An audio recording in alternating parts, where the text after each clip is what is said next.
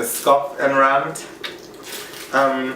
Today let's start with the most famous Nigerian food of all, jollof rice. Good. I've chopped up my garlic, my ginger, my onions, my tatase, bell pepper, my atorodo, scotch bonnet. It's all in there.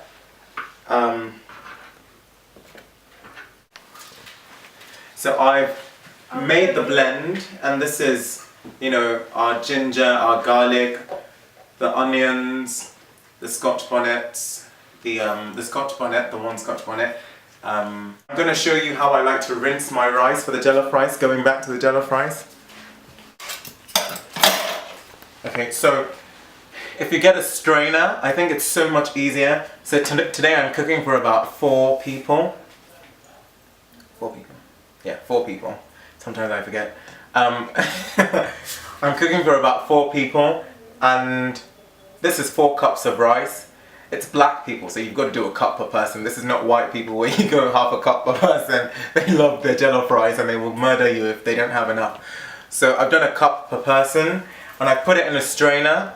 And I just like it in a strainer because it means that when you run the tap through it and you do that, it just, you know, it cleans it. You don't have all the stuff of rinsing it in a bowl and all that stuff, and then, you know, when you're trying to get the water off, you lose the rice and the rice goes into the sink and you're like, oh my god, how do I sort this out? So yeah, this is how I say you should rinse it. We have our oil in the pot, and the rice, the washed rice, is going to go in there. Alright, so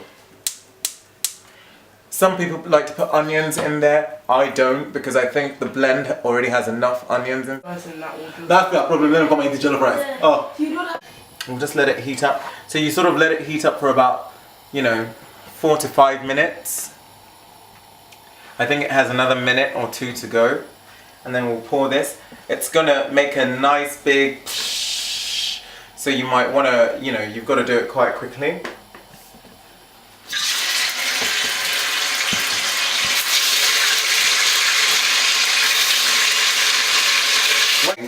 All the taste of jollof rice, and this is where I think a lot of people get it wrong, all the taste of it is all about what you put inside this sauce at this moment. Not about what you put into the rice when you add the rice, but what you put into the sauce.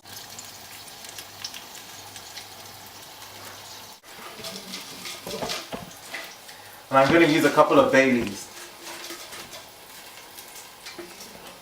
I'm going to give it a good stir.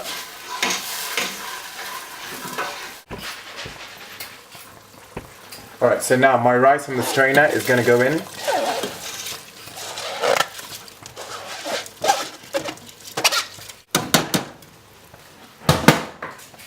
I'm going to give that a little stir so it's in everywhere. I've turned it all the way down because now we want it to slowly steam, okay? And then we're just going to take some water. So I never say how much I put in. I'm not going to tip the whole thing, but I'm just going to put enough. Also covers the rice and the sauce. And then we've lined this with some foil because we want it to steam. So it's going to steam slowly. And that's just there. And I'm going to set the timer for about 30 minutes.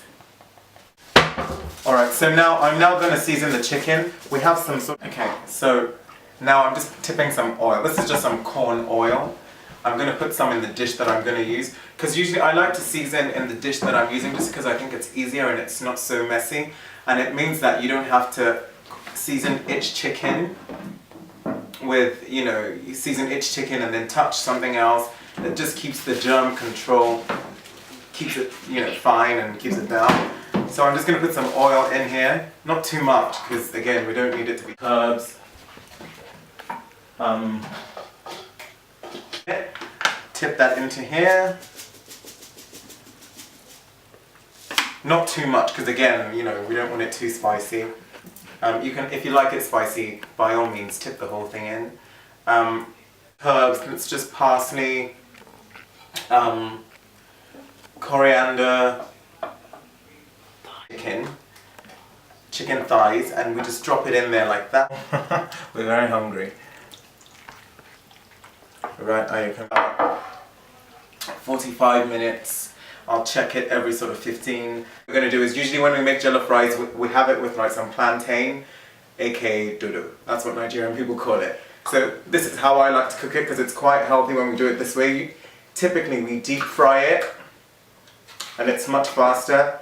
But I think if you just have some oil on a baking tray, line it, put some oil on there, put some mixed herbs on there.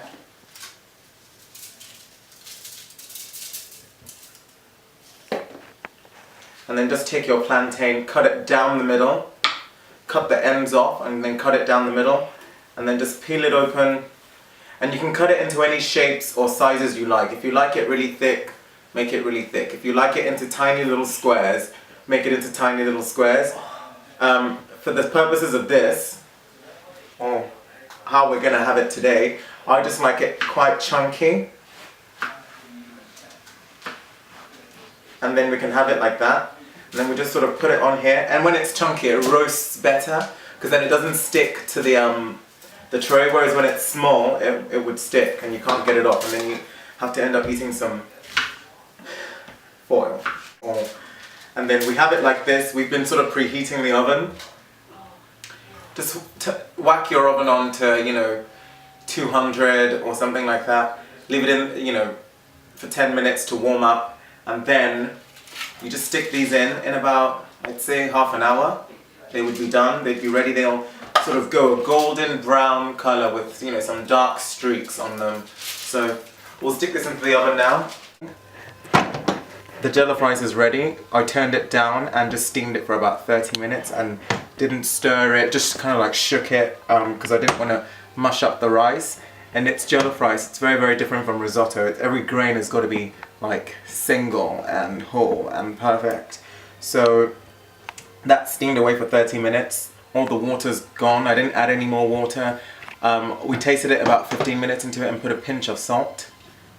We tasted it about 15 minutes into it and we put a pinch of salt into it. It's all ready now, so we're just gonna plate. Alright guys, so here we have it. We've got our jollof rice plated on this wonderful goodness. We've got some steamed vegetables, some carrots and broccoli, and also just to see our plantain. This is the plantain grilled in the oven, and you can see the dark streaks that I was talking about when it's ready. So it's still quite golden, but then it just has, a dark streak on it. So yeah, we're gonna go off and scoff now. And as we say in Nigeria, now we're gonna logbadu unjewa, which is what we say in Nigeria. Alright, bye, see you next time guys.